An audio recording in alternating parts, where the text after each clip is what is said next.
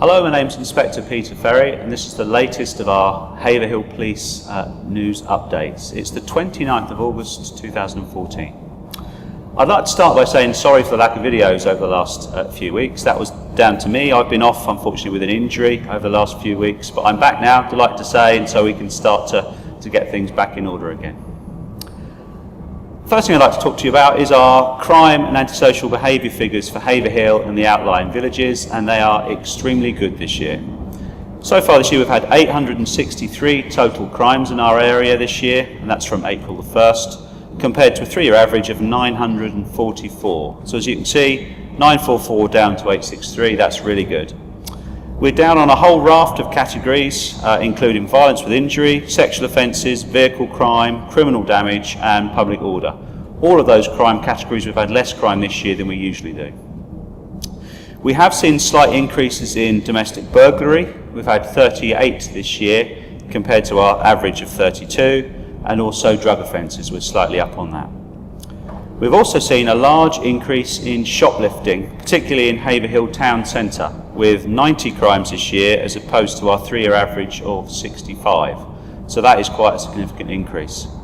We've got an operation in place at the moment to arrest and convict the people that are doing that. Usually it's the same old faces time and time again. We've also reinvigorated our shop watch scheme in Haverhill town centre, and we're hoping that the information that we're getting from that is going to help us to lock those people up. We've recently locked up one of our biggest offenders, I'm delighted to say, and he's currently in prison at the moment.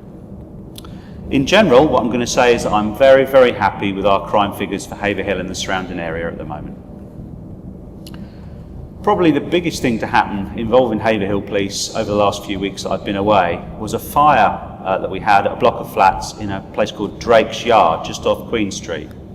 Police officers were nearby dealing with another incident. They saw that there was a massive amount of smoke coming out of that building. They then rushed to the building and got everybody out safely. It turned out to be quite a major fire. I know members of the public and the fire service were really happy at the actions of the police officers that attended.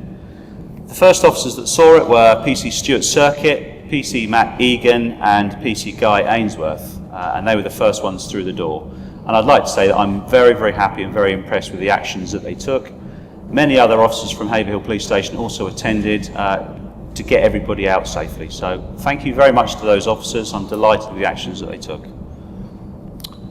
I'm now going to move on to a couple of crime appeals, appeals for witnesses to crimes. The first one is an offence of criminal damage that happened to 3 cars that were parked at the rear of houses in Cambridge Way, Haverhill, between 1 o'clock in the afternoon and 4 o'clock in the afternoon on Wednesday the 27th of August. That's the Wednesday that's just gone a couple of days ago.